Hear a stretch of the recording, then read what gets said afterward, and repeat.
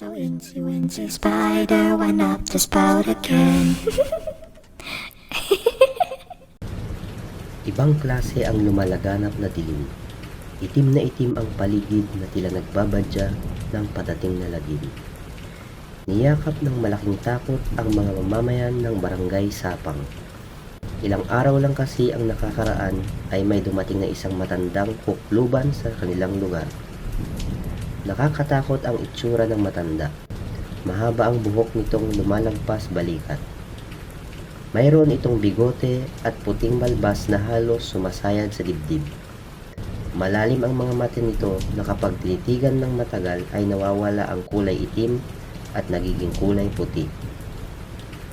Subalit hindi pinansin ng mga tao ang matandang kukluban kahit panay ang bigay nito ng babala. "Magsialis kayo! Tumakas kayo habang may panahon pa! Padating na sila!" Iyon ang paulit-ulit nitong sabi. Pinagtawanan ng mga taga-barangay Sapang ang matanda. Inakala nilang nababaliw o nasisira na ang isip ng lalaki. 2 linggo bago dumating ang matanda ay may lumaganap na kakaiba at masangsang na amoy sa buong Sapang. Masangsang iyon pero hindi nila malaman kung saan nanggaling. Nawala rin naman ang amoy pagkalipas ng 1 araw pero pabalik-balik sa loob ng 3 araw. Sinisi nila ang tambakan ng basura na malapit sa sementeryo ng barangay.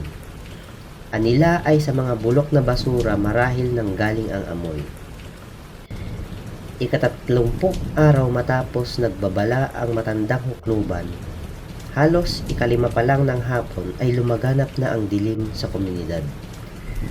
Nakakakilabot ang klase ng dilim na iyon dahil bukod sa tila napakaitim ng kalangitan, ay may lambong na maiitim ring usok at masangsang at nakakasulasok ang amoy. Maging ang mga ilawang gasera at mga kandila ay halos talunin ng lambong ang dilim. "Nahihilo ako! Hindi ako makahinga!" Daing sa ina ng isang 4 na taong bata na habol ang hininga. Ang ibang mga taga-barangay naman ay nakararanas ng pagsusuka. Ang iba pa ay nawalan ng malay. Ang mahina ang resistensya ay agad bumagsak. Nanunuot kasi ang amoy kahit sa mga bimpo na binasa ng tubig at itinakip sa ilong. "Anong kababalaghan ito?" Sambit ng isang may edad na babae. Takot nitong pinagmasdan ang usok na humahanap ng lagusan para mapasok sa loob ng bahay. Palalim ang gabi ay may narinig na kalunos-lunos na mga daing at iyakan sa buong barangay Sapang. Samantala, may kakatuwang pangyayari na naganap sa sementeryo malapit sa tambakan ng basura. Gumagalaw ang lupa noon. Ang mga nitso roon ay nagsisimulang magbitak. Palapit ang hating gabi ay para namang parami ang nitsong nagbibitak kung paanong nabibiyak rin ang mga lupang direktang pinaglibingan ng mga bangkay. May makapal at makahalong itim at asul na mga usok na tila kumakalawa mula sa mga bitak ng nitso at mga biyak ng lupa. Masangsang ang amoy ng usok na sumasama sa napakabaho ring amoy ng kalapit na bundok ng basura. Tila may isip ang mga usok. Nagsasama-sama ang mga ito hanggang makabuo ng isang napakadilim na karimlan. Pagkatapos ay sama-sama ring tinutungo nito ang mga kabahayan ng barangay habang pasayaw-sayaw sa ere. Paring umalingaw-ngaw muli sa komunidad ang sigaw ng matandang hukluban. "Magsialis kayo habang may panahon pa! Padating na sila! Nangangamoy asupre na ang lupa! Padating na sila!" Mahirap mabatid kung saan nanggaling ang tinig pero nasa tono na iyon ang malaking takot sa nakatakdang mangyari sa mga mamamayan. May mga padre de pamilya na nagkaroon ng presensya ang isip. Kahit mga pa sa karimlan ay binitbit palabas ng bahay ang mga anak para itakas kahit sa pinakamalapit na barangay. Dala ang kanilang mga sulo ay tinugpa nila ang daan patungo sa pinakamalapit na barangay. Ngunit mas nakakabigla at mas nakakahilakbot ang sumalubong sa mga pamilyang ito. dahil bago pa sila nakarating sa kalagitnaan ng Barangay Sapang, ay humarang sa kanila ang palutong ng mga bangkay na naaagnas. Mga zombie ang mga iyon, mga patay na buhay. Nakakatayo ang mga bangkay, nakadiretso ang mga bisig na tila mga robot na sinasapian at pinagagalaw ng isang misteryosong kamay. Napaurong ang grupo ng mga pamilya na papatakas. Ang mga bata na nakakita sa malamlam na liwanag mula sa mga sulok ay nagtilian. Nakaririmarim ang itsura ng mga bangkay sa tama ng liwanag. Naghuhulasan ang kanilang mga balat na tila sinabuyan ng asido. Ang iba ay halos kaunting balat na lang ang nakakabit sa mga bungo. Higit sa lahat, nag-iwan ng nakakasulasok na amoy ang tila mga nagbeberdeng nana na humuhulas sa kanilang mga balat.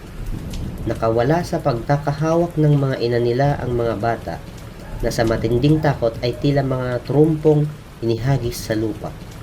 Mayroon namang hindi nakayanan ang mga pangyayari at natulala na lamang. "Balik! Balik tayo!" Sigaw ng isang ama na kinalaban ang takot. Ang isang lalaki ay naglakas loob iwas-iwas ang apoy ng sulo sa nakaharap na zombie. Napaurong ang zombie na waring nabigla sa ginawa ng lalaki. "Takot sila sa apoy!"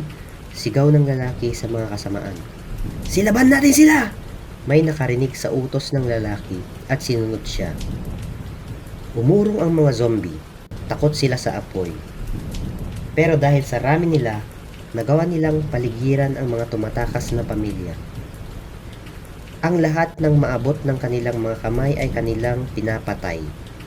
Tila bangungot ang lahat. Ang unang malakas na sigawan ay unti-unting nawala hanggang sa tuluyang matahimik ang lugar. May ilang ng lakas loob na alamin ang nagaganap. Nagimbal sila sa nasaksihan, pero nagkaroon sila ng ideya. Pwede nilang labanan ang mga sugo ng kamatayan sa pamamagitan ng apoy. Ilang magkakapitbahay ang nagsanib ng puwersa at mabilis silang kumilos. Pasangsang naman ng pasangsang ang nakakasulasok na amoy mula sa papalapit na mga zombie. Pigil ang hininga ng biglang sindihan ng magkakapitbahay ang gasera ng ilaw at ibalibag sa mga tuyong dayami.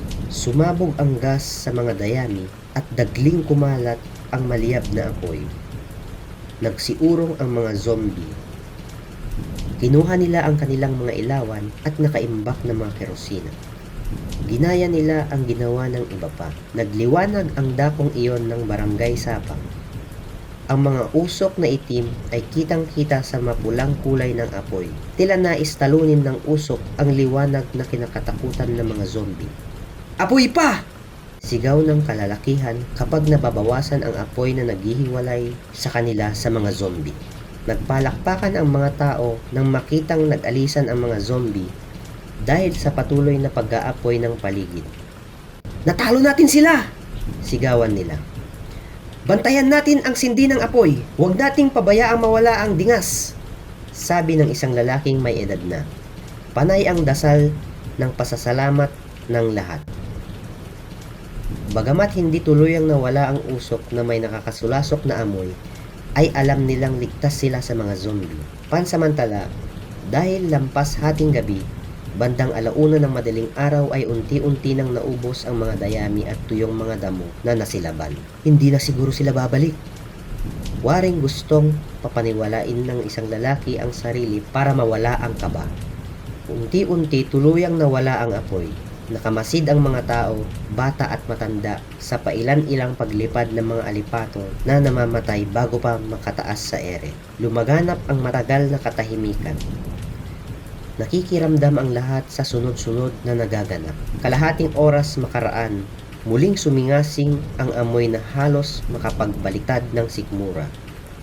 Gumapang ang takot sa mga tiga-barangay Sapang na pinanggalingan ng mga zombie. Narinig nila ang malalakas at sunod-sunod na ungol ng mga zombie. Nagkatinginan sila. Isa ang agad nakapagdesisyon.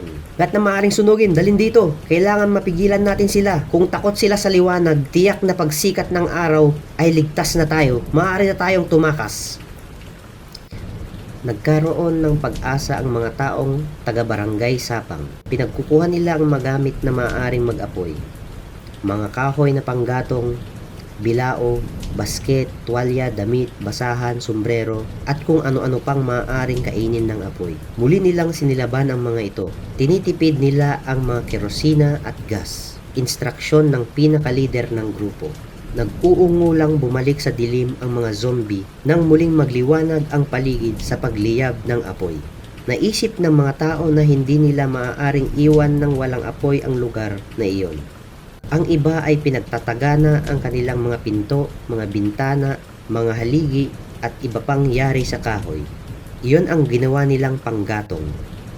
Mas mahalaga ang buhay kaysa bahay nila. Maaari pa silang makapagpatayo muli ng bahay pero iisa lang ang buhay na kailangan nilang isalba. Pigil ang hininga ng mga taga-barangay Sapang sa paglipas ng oras.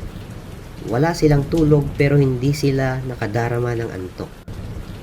Eksaktong alas 3 na ng madaling araw ay tumilaok ang ilang mga tandang. Nagkaroon ng dagdag pag-asa ang mga tao dahil malapit ng lumiwanag. Ang iba ay tuluyang giniba ang kanilang mga bahay at ginawang gatong para hindi mapatid ang dingas ng apoy. Unti-unting sumilay ang unang liwanag ng umaga bagamat nababalot pa rin ng itim na usok ang kabuuan ng barangay. Lampas alas 4, ubos na ang supply ng kerosin, pamparikit at pagpapaalab ng apoy. Malapit nang lumiwanag, sigaw ng iba. Nagtaka ang mga kalapit barangay ng Sapang dahil sa magdamag na pagliliwanag ng komunidad. Maaga pa kinabukasan ay grupo-grupo nang pumunta ang mga tao para mag-imbestiga. Gayon na lamang ang sindak at gulat ng mga ito sa nasaksihan.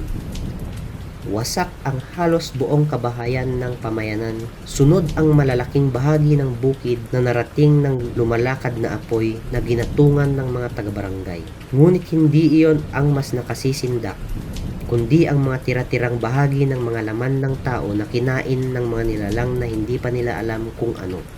May sulasok pa rin ng masangsang na amoy na ang hinilala nila ay galing sa basurahan malapit sa sementeryo. Naging malaking palaisipan kung ano ang nangyari sa barangay Sapang. Wala ni isang natirang taga roon para magsabi ng naganap ng nakaraang gabi. Ang hindi nila alam, sa susunod na mga gabi ay sila naman ang bubulabugin ng mga zombie na binuhay ng mga tagas ng nabubulok na mga basura malapit sa kanilang himlayan.